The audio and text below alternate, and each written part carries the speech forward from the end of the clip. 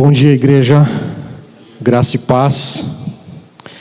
Eu queria começar fazendo uma pergunta para vocês. Quando vocês subiram a rampa de acesso à nossa igreja, tem uma plaquinha lá do terceiro Acampa Kids.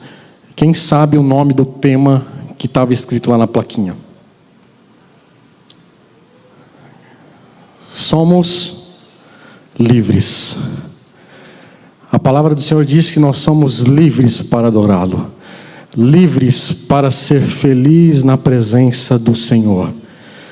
Hoje é um dia decisivo. Nós achamos que hoje é um dia decisivo, mas o dia decisivo não é hoje. O dia decisivo foi quando Jesus resolveu comprar o meu e o seu pecado e cravar na cruz do Calvário. Foi nesse dia, aquele dia foi um dia, o dia D. Hoje é um dia que nós temos que exercer o nosso papel de cidadão.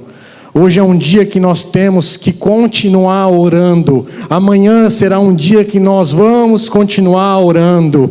Outro dia vai ser um outro dia que nós vamos continuar orando, adorando ao Rei dos Reis. E eu quero te dar uma boa nova nesta manhã. Nada pode parar a igreja do Senhor. Nada, meu irmão, nada. Sabe por quê? Porque desde antes de nós existirmos, desde Gênesis até o Apocalipse, nós vamos ver e compreender que a palavra do Senhor é que prevalece para sempre.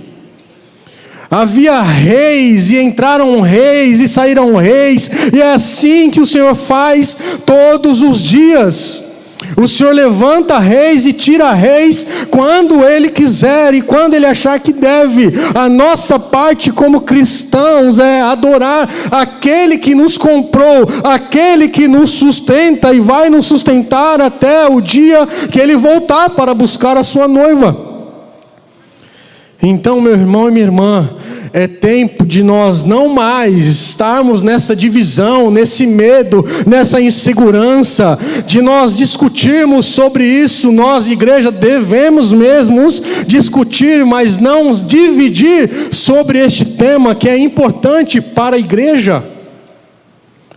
Então, nesta manhã, eu quero compartilhar algo que o Senhor colocou ao meu coração, que está lá nas cartas aos Romanos. E nós, Paulo, como a gente sabe das cartas que ele escreveu, ele sofreu tudo isso que nós estamos sofrendo nos dias de hoje. E pasmem, meu irmão, nós estamos, como eu disse na quarta-feira, nós estamos sofrendo dores de parto. Já está perto do Senhor voltar para buscar a sua noiva. Então nós temos que nos conscientizar, nós temos que ter essa sensibilidade de apenas buscar o Senhor, continuar adorando ao Senhor. E eu queria que você abrisse a sua Bíblia, como eu disse lá em Romanos.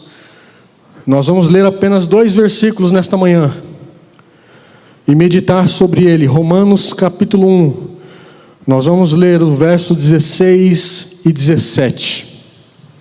Romanos, eu sei que está sendo projetado aqui na tela, mas é interessante que você abra a sua Bíblia, que você traga a sua Bíblia, que você utilize a sua Bíblia, que você leia a sua Bíblia, que você medite nas palavras da sua Bíblia. E a palavra do Senhor diz assim: pois não me envergonho das boas novas a respeito de Cristo, que são poder de Deus em ação para salvar todos os que creem, primeiro os judeus e também os gentios. As boas novas revelam como Deus nos declara justos diante dele, o que do começo ao fim é algo que se dá pela fé. Como dizem as Escrituras, o justo viverá pela fé. Quem é justo aqui?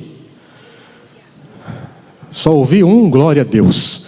Vou perguntar de novo, quem é justo aqui nesta manhã? Todos nós que aceitamos Jesus como Senhor e Salvador, declaramos com a nossa boca e cremos em nosso coração que Ele é o Senhor da minha e da sua vida, então nós fomos justificados pelo sangue de Jesus. Então eu e você, nós temos que caminhar, andar de fé em fé, de vitória em vitória, de glória em glória, glorificando aquele que é o único digno de ser adorado e exaltado. Apóstolo Paulo, em suas cartas, ele vai falar quase em todas elas que nós temos que perseverar, que nós não temos que olhar para nós, mas sim para o Senhor. E Paulo, ele nos ensina e insiste em suas cartas para que nós possamos nos atentar ao Senhor. Mas antes de nós entrarmos propriamente dito na palavra, eu vou dar um contexto daquilo que Paulo enfrentou em Roma. Roma começou, preste atenção, com um reino, depois se converteu em uma república, e depois se transformou no Império Romano, como a gente sempre ouve. Isso se estendeu à Europa, à Ásia, à África do Norte. Mas quando Paulo escreveu as cartas aos romanos, Roma era conhecido como cidade imperial, ou seja, a cidade eterna, a cidade que não poderia ser derrubada, que não poderia ser ministrado o evangelho. Mas o apóstolo Paulo, com intimidade na palavra, com fé, com coragem, com ousadia, ele fez o que fez, como está escrito na palavra do Senhor. Roma era um mundo ocidental. Imaginem levar o evangelho para uma cidade que era totalmente contra o evangelho. Já imaginaram isso? Conquistar Roma para Cristo era a visão que Paulo tinha, era um desejo do coração dele, que ele tinha de alcançar Roma, como ele já havia alcançado outras cidades, outras nações. Se por um lado Roma era a síntese do poder, da riqueza, do luxo e do glamour, por outro lado era um esgoto a céu aberto de tudo aquilo que acontecia na cidade de Roma. Roma estava podre por dentro, o poder político entrou naquela cidade, entrou em colapso nos tempos de mais ou menos 410 depois de Cristo, quando caiu nas mãos dos vândalos. E sabe, queridos, diante de toda essa situação que Roma estava vivendo, Paulo ele não se intimidou, Paulo ele não recuou, Paulo ele creu no evangelho. Sabe por quê, irmãos? Porque ele foi alcançado através do poder da palavra do Senhor Jesus Cristo. Como eu disse no início, nada pode se opor àquilo que o Senhor já determinou, aquilo que o Senhor já colocou no meu e no seu coração. Então vocês acham que a igreja vai fechar, vocês acham que a igreja vai recuar? Eu quero te adiantar, a igreja ela vai avançar. Nada pode deter o poder que há no nome de Jesus. Não é o nome do Eduardo, não é o nome de Márcia, pastor Caio, não é nome de ninguém, é um nome que está acima de todo nome, e esse nome tem nome, é Jesus Cristo. Foi por esse nome que Paulo alcançou Roma, transformou todas as outras cidades. A minha parte, a sua parte, é pregar o evangelho em tempo e fora de tempo.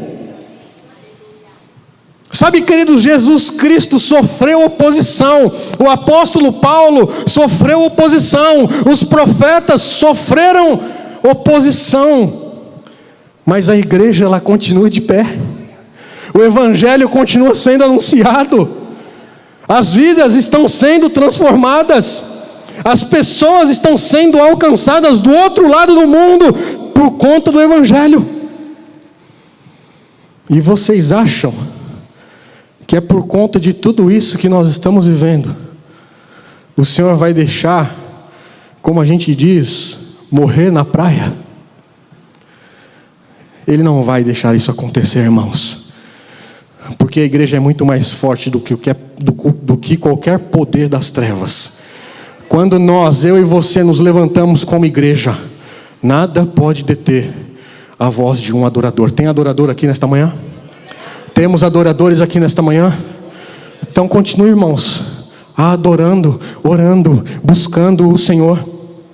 O objetivo de Paulo nas cartas aos Romanos, apesar de ser formada pelos judeus e pelos gentios, que sempre estavam em divisões, em guerras, o objetivo do apóstolo Paulo era trazer a unidade àquele povo, trazer a unidade àquela cidade. Embora aquela cidade era tão forte, tão poderosa, tão rica, como eu disse, tão glamurosa, mas ele queria pregar o evangelho.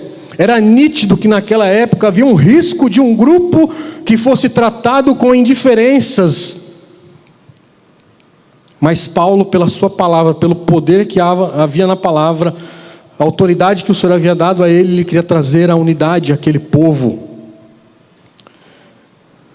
Não há distinção. A palavra do Senhor diz um pouco mais à frente, lá em Romanos capítulo 10, verso 12, que não há distinção entre grego e judeu, uma vez que o Senhor é Senhor de todos. O Senhor é Senhor de todos. Ele morreu por todos nós, todos aqueles que aceitaram, todos aqueles que declararam com a sua boca e creram no coração, foi por esses que o Senhor morreu. Aqueles que aceitaram o sacrifício de Jesus. E para não ficar nenhuma sombra de dúvida entre aqueles dois grupos de judeus e gentios, para ficar com aquelas conversinhas de lá para cá, o apóstolo Paulo lhe faz uma declaração, que na verdade serve para mim e para você nos dias de hoje, que está lá escrito em pouco mais à frente, 3:23 de Romanos, que diz assim: todos, repita comigo, todos. Irmãos, hoje é domingo, amém? O domingo do Senhor, amém? Eu sei que é cedo, eu sei que são 9 horas e 20 minutos, mas hoje é um domingo do Senhor. Repita comigo bem forte, todos. Todos não quer dizer apenas uma pessoa, todos é todos. Todos pecaram e estavam destituídos da glória de Deus. Inclusive eu e você. Mas por amor, o Senhor nos comprou. E nos juntou, nos fincou, nos cravou na videira verdadeira que é Jesus Cristo. Então, queridos, não tema o dia de amanhã, não tema o dia de hoje, porque a palavra vai continuar sendo anunciada em nome de Jesus. E aqui nesses versos que nós lemos, nos versos 16 e 17, Paulo lhe faz uma declaração. É óbvio que lá no começo do capítulo 1, ele começa a relatar, ele começa a dar lá o relato de quem ele era, de onde ele veio, para onde ele queria ir. Ele se apresentou aos romanos, e lá no verso 16 e 17 ele diz: eu não me envergonho do evangelho, eu vou continuar proclamando, anunciando as boas novas, queiram vocês sim, queiram não. O apóstolo Paulo, ele, como eu disse, ele se apresenta lá no começo. Ele leva a cidade corrompida, Roma, a única mensagem com o poder de transformar a vida daqueles seres humanos. Como eu disse para vocês, Roma era um glamour, mas era um esgoto a céu aberto. Tudo que tinha de ruim estava naquela cidade. Lembrando que o apóstolo Paulo não estava naquela cidade, mas ele escreveu para aquela cidade. O apóstolo Paulo viu o evangelho operando em cidades perversas como Corinto e Éfeso. E ele achou que da mesma forma que Deus operou nessas cidades e em outras, ele achou que não ia operar em Roma? Com certeza. É como tem acontecido nos dias de hoje. O Senhor tem operado nas nossas vidas para transformar outras vidas. Nós temos que continuar sendo Bíblias ambulantes, crentes ambulantes, que as pessoas tenham sede de conhecer o Evangelho através da minha e da sua vida. Temos que parar com essa divisão, com essa distinção de que eu sou A, de que eu sou B, de que sou isso, eu sou aquilo. Esqueçam isso, irmãos. Nós somos um só corpo, um só Espírito, adorando um só Deus. É isso que nós somos, é isso que a igreja é. E a igreja parece que nos dias de hoje está dividida. Eu sou A, eu sou B, e há uma briga. Nós cremos nos princípios bíblicos. Se você é um entendedor e compreende a palavra do Senhor, então nós temos princípios bíblicos. O Evangelho transformou a vida do apóstolo Paulo, e ele tinha certeza que iria transformar a vida daquelas pessoas em Roma. Havia um outro objetivo pelo qual Paulo não se envergonhava do Evangelho, que o Evangelho era poder de Deus para transformação e salvação daquele povo. Esse era o único objetivo de Paulo: salvar, alcançar aquele povo. E salvação era extremamente significativo para aquele povo nos tempos de Paulo, sendo que o principal objetivo, o significado dessa palavra salvação era livramento, e se aplicava no livramento emocional, pessoal e nacional que eles estavam precisando. O imperador de Roma era considerado um salvador, como também era um médico que curava as pessoas. Mas o Evangelho livra as pessoas, livra os pecadores do castigo, do poder das trevas. Só o Evangelho tem o poder de transformar, de salvar. Só o Evangelho tem esse poder. A salvação era um dos temas centrais, ainda é um tema central da epístola, das cartas aos Romanos. Há uma grande necessidade hoje no mundo das pessoas serem alcançadas. A gente acha que todas as pessoas já foram alcançadas, mas ainda não foram. Até mesmo as pessoas de dentro da igreja, elas precisam serem alcançadas. Muitas vezes estamos dentro da igreja com o nosso corpo físico, mas o nosso pensamento está fora, está totalmente longe da presença do Senhor. Muitas vezes estamos na presença de Deus apenas para cumprir um protocolo, apenas para cumprir uma religiosidade, mas nós não estamos de fato tendo comunhão com aquele que é digno somente de ser adorado. A nossa oração parece uma oração delivery, menos de 1 minuto, já oramos por todos. O Senhor quer intimidade. O Senhor está com saudade da minha e da sua voz. O Senhor está com saudade daquela igreja que adora o Senhor em espírito e em verdade, sem se preocupar com o dia de amanhã, sem se preocupar com as coisas a fazer, sem se preocupar se tem ou não um boleto para pagar. Não importa, irmãos, porque isso é secundário. O primário é nós termos intimidade com o Senhor. Tudo que é primário é fazer ser a vontade do Senhor. E nós como igreja, eu não digo igreja batista, mas nem nós como igreja, eu digo igreja institucional, nós perdemos esta sensibilidade. Nós temos que voltar a ter essa sensibilidade. Paulo, ele teve a sensibilidade de alcançar povos não alcançados, de orar por pessoas que precisavam de cura e restauração. Aqui nesse verso 17, Paulo diz lá: o justo viverá pela fé. Ele estava se referindo a Abacuque 2,4, que também mais o justo viverá pela fé.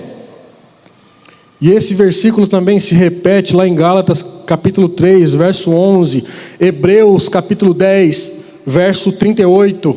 Quando nós estudamos ou quando nós nos deparamos com a palavra do Senhor, mas principalmente quando estamos lendo a carta de Romanos, quando vai ler, parece que você está num tribunal de justiça. Mas Paulo lhe chama judeus e gentios para depor, mas depois declaram a eles diante de Deus que são culpados. E nós éramos culpados, mas pela graça do Senhor fomos salvos e alcançados. E aí o apóstolo Paulo, explica para os judeus e para os gentios sobre o plano da salvação e dá uma oportunidade a eles. Nós estamos sendo apenas juiz, já decretando, e esquecemos de oferecer o plano da salvação, que é o mais importante do que a acusação. Em resumo, a epístola ou a carta de Romanos diz que nós devemos colocar as nossas coisas em ordem. Nós temos que colocar a nossa vida em ordem conosco mesmos e com os outros principalmente. Como é que nós dissemos que nós amamos a Deus e odiamos nossos irmãos? Não faz sentido isso não orna, isso não encaixa. Se nós amamos a Deus, nós temos que amar o nosso próximo. Isso é mandamento, isso é ensinamento do Senhor para a igreja, para mim e para você. Nós temos que amar um ao outro, independente do que ele seja, independente da cor da camisa, independente do time de futebol, porque nós levantamos apenas uma bandeira, e essa bandeira é Jesus Cristo. Esta nação é apenas um Jesus, não são dois, é um. A justiça de Deus recebida pela fé, ela permita que vivamos corretamente. Roma precisava ouvir naqueles dias, e nós precisamos ouvir nos dias de hoje. É o que nós temos feito todos os dias, todos os domingos, todos os ensinamentos. Eu tenho certeza também, nos encontros das células, tem falado sobre isso. Temos batido na mesma tecla, para que nós possamos aprender, para que nós possamos desenvolver a nossa salvação, desenvolver a nossa fé, para que a gente todos os dias pareça com aquele que vive, aquele que reina, que é o Senhor Jesus. É para isso que estamos aqui nesta manhã, para nós nos reunirmos como igreja, como corpo de Cristo, para que nós possamos declarar uma só fé, um só Espírito, uma só igreja. Foi para isso que eu e você fomos levantados. E sabe, queridos, é triste ver o quão distante muitas vezes nós estamos do Senhor, pelos nossos atos, pelas nossas falas, pelo nosso andar, por todas as vezes que às vezes nós criamos na nossa cabeça, na nossa mente algo, mas o Senhor não faz, e a gente fica triste, a gente fica aborrecido. E não é dessa forma, meu irmão e minha irmã. Desde o início, desde Gênesis, Apocalipse, nós vemos o Senhor conduzindo a história. Em toda a história, em todo o decorrer da história, nós vemos o Senhor mais do que vencedor. Nada se opõe ao Evangelho enquanto ele não cumprir as promessas que ele determinou, e elas estão escritas nesse livro da vida. Ele não vai voltar para buscar a sua igreja, mas as promessas estão sendo cumpridas, tudo está se cumprindo. A nossa parte, a minha parte, é colocar a minha e a sua barba de molho e ficar atento à voz do Espírito Santo. Aqueles que têm ouvidos, ouçam o que o Espírito Santo diz às igrejas. E o que o Senhor tem dito a nós, o que o Senhor tem dito a você.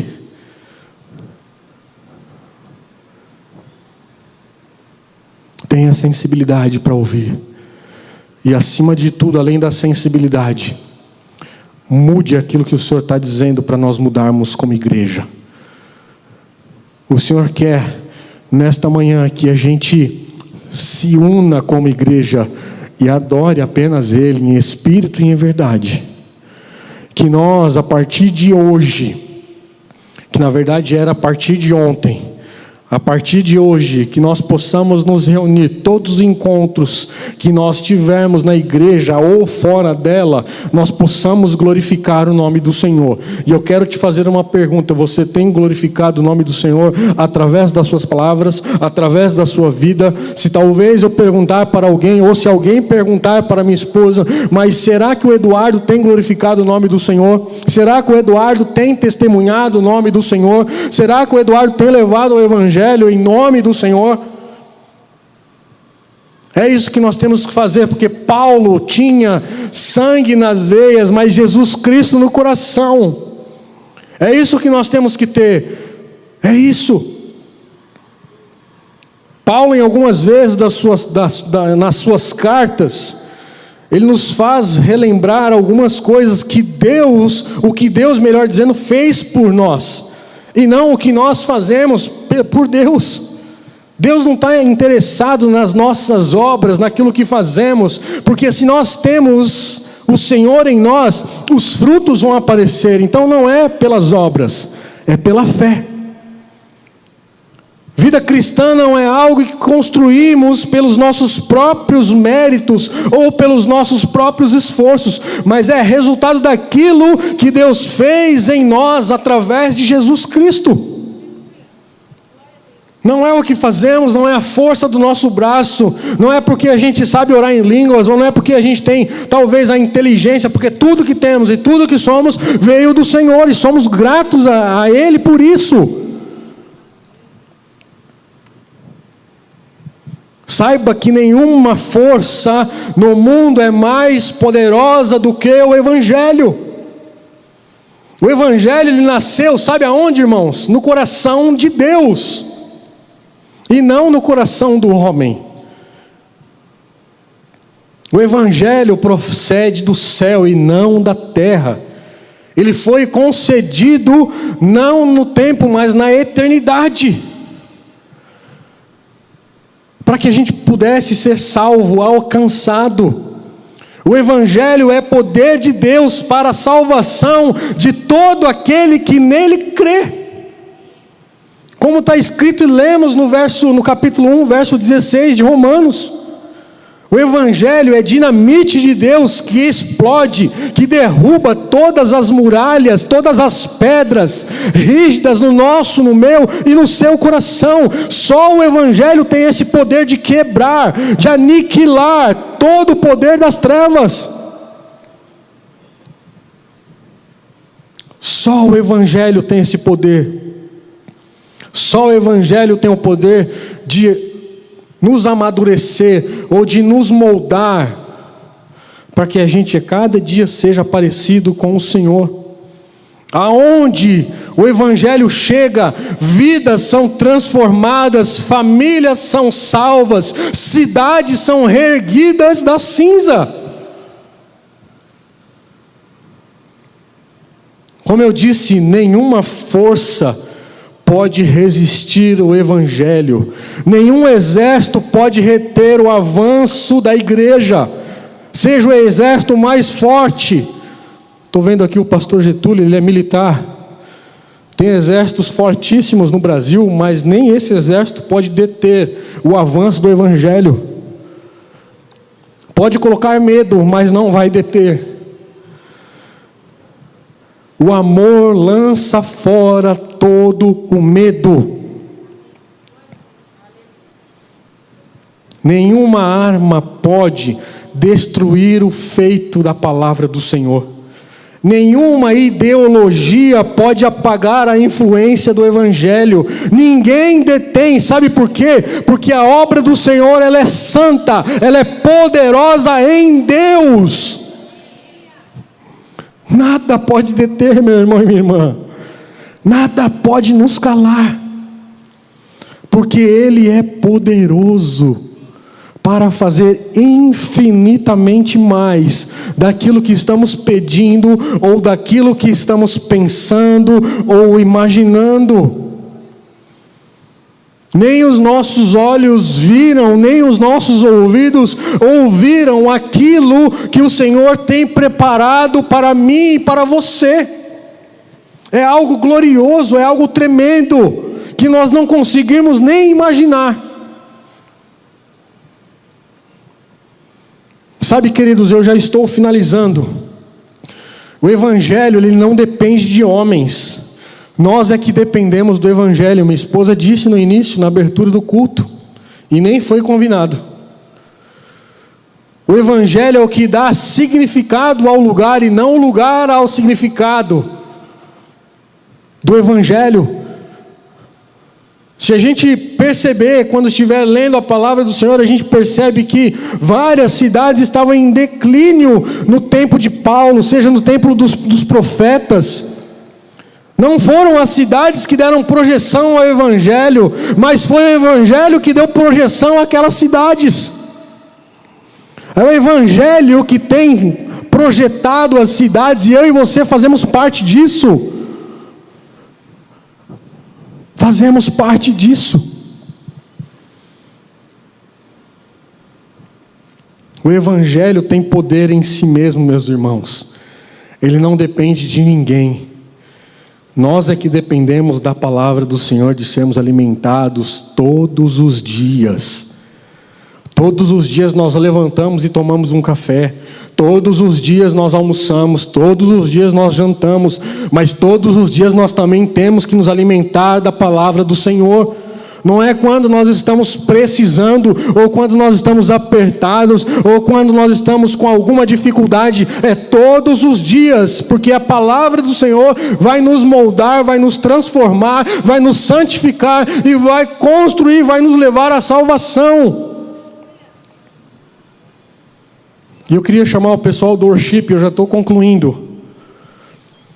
Sabe, queridos, o Evangelho é como uma semente que tem vida em si mesma. Quando o Evangelho cai em solo fértil, ela vai dar muitos frutos. Como está escrito lá em Marcos capítulo 4, versos 26 a 29. Aonde o Evangelho chega, produz muitos frutos. Se nós como igreja não estamos dando o fruto necessário, ou o fruto pelo qual nós somos chamados a dar, nós temos que colocar a nossa barba de molho, porque algo está errado. Aonde a palavra de Deus é anunciada com fidelidade, com poder, vidas são salvas e o reino de Deus é estabelecido. O Evangelho não precisa de nenhuma ajuda externa para produzir frutos.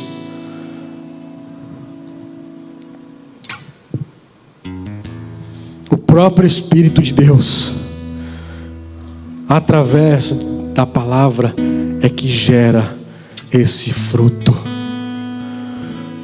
Sabe, queridos, nesta manhã, eu queria te convidar a ficar em pé.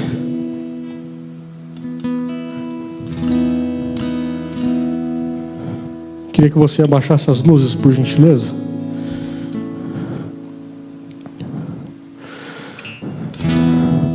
Queria que você aí no seu lugar, meu irmão e minha irmã, e você que nos assiste aí de casa, queria que você individualmente, particularmente, refletisse sobre aquilo que nós deixamos de fazer como crentes, como cristãos, como aqueles que declararam Jesus como Senhor e Salvador, e ao longo do caminho a gente se perdeu, a gente se deixou levar pelo vento de doutrina, a gente se deixou levar pelas conversas, a gente se deixou levar por tantas outras coisas, e esquecemos da palavra que é o principal. Demos vozes às coisas secundárias da vida e esquecemos de dar voz, de ouvir a voz daquilo que é primário, que é a voz do Espírito Santo de Deus. Eu queria que você baixasse a sua cabeça, é você e Deus, começasse a se arrepender dos maus caminhos, daquilo que nós deixamos de fazer, e depois como igreja nós vamos orar como comunidade. Você aí no seu lugar, se arrependa, busque ao Senhor e deixe o Senhor conduzir o seu coração nesta manhã. Pai, em nome de Jesus, nós te adoramos nesta manhã. Te adoramos pela beleza da tua santidade, Pai. Nesta manhã nós nos humilhamos, Senhor, entregamos tudo aquilo que nos custa, Pai. Entregamos a nossa arrogância, entregamos a nossa prepotência, entregamos, Senhor, em nome de Jesus, tudo aquilo que não tem te agradado, Pai. Senhor, que nesta manhã o Senhor possa nos visitar, que nesta manhã, Pai, o Senhor venha nos transformar pelo poder que há no nome do Senhor Jesus Cristo. Que nesta manhã, Pai, em nome de Jesus, a sua igreja seja encontrada. Que nesta manhã, Senhor, em nome de Jesus, a sua igreja seja transformada. Que as nossas vidas, ó Pai, sejam transformadas pelo poder que há no nome do Senhor Jesus Cristo. Tenha, Senhor, misericórdia da sua nação, Pai. Tenha misericórdia, Senhor, em nome de Jesus, Pai, do mundo, Senhor. Tenha misericórdia, Senhor, de líderes, ó Pai, que não têm, Senhor, anunciado as suas boas novas, Pai.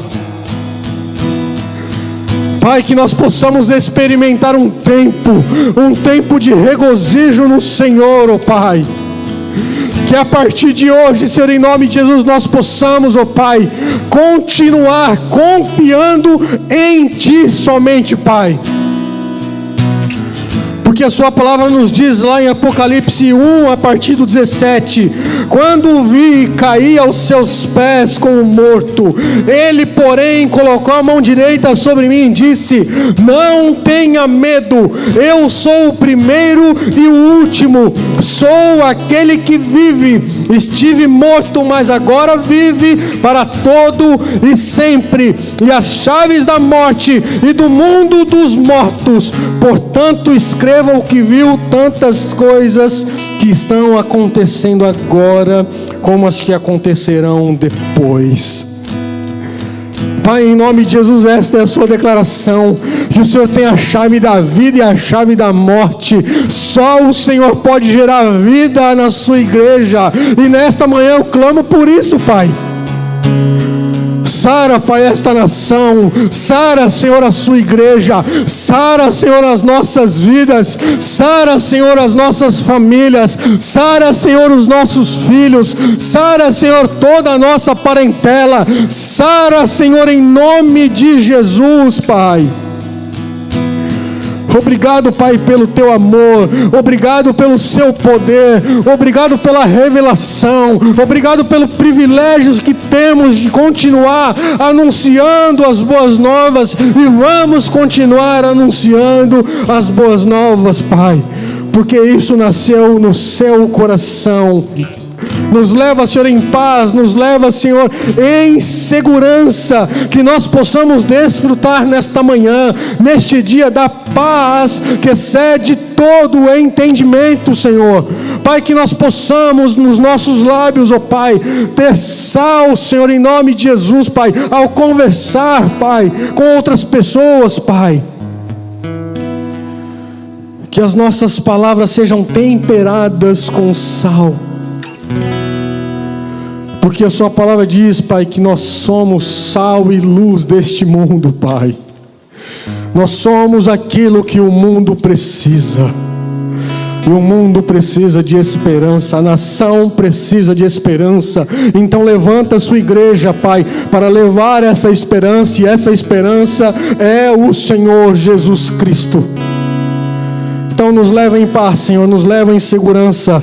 Continue dando ordem aos Teus anjos ao nosso respeito. Continue, Pai, nos dando livramentos. Continue, Pai, em nome de Jesus, nos dando sensibilidade para discernir, ó Pai, os espíritos, ó Pai, em nome de Jesus. Abre os nossos olhos espirituais. E que a graça do Senhor Jesus Cristo, que o amor de Deus, o Pai, que as eternas consolações, consolação do Espírito Santo, seja comigo e seja com vocês hoje e para sempre. Deus os abençoe em nome de Jesus e vão na paz. Você pode acompanhar todo o nosso conteúdo baixando o nosso aplicativo ou seguindo as nossas mídias digitais usando o QR Code. Deus te abençoe!